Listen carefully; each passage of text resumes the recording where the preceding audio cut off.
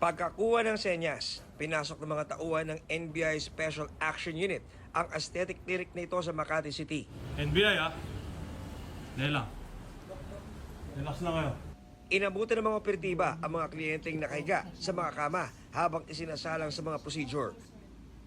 Nakatago naman sa mga kabinet sa loob ng klinik. Yan yung mga gamot nila para sa hair.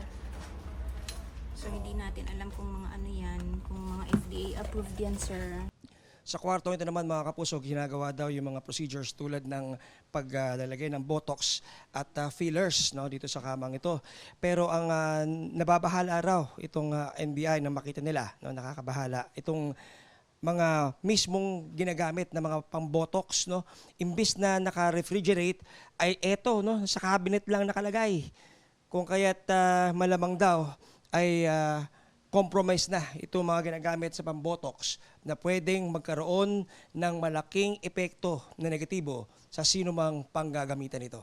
Hindi rin daw sanitize ang lugar at mga ginagamit sa aesthetic procedures. Kaya ayon sa mga eksperto ng NBI, posible magka-impeksyon ang kanilang mga kliyente. May dalawang Vietnamese na nagpapanggap na doktor.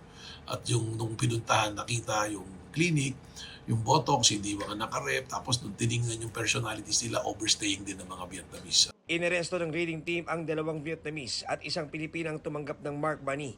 Walang maipakitang katunayan ng pagiging doktor ang mga Vietnamese nang hinga ng mga otoridad. Kinumpiskahan lahat ng kanilang equipment at mga gamot. Wala pang pahayag ang mga inaresto na nasa NBI Detention Facility sa Muntinlupa at naharap sa reklamong paglabag sa Medical Act at FDA Law. Babala ng NBI sa publiko, Sa hangarin nating makatipid o makamura at magpapaganda ay mabiktima po tayo ng mga katulad na ganitong mga modus operandi. So maging mapanuri po tayo, tingnan natin kung sila yung talaga mga doktor, tingnan po natin yung kanilang clinic, yung mga gamit na ginagamit. At kung may pagdududa po, agad na makipag-ugnayan sa aming pong tanggapan para kayo po ay aming masislihan at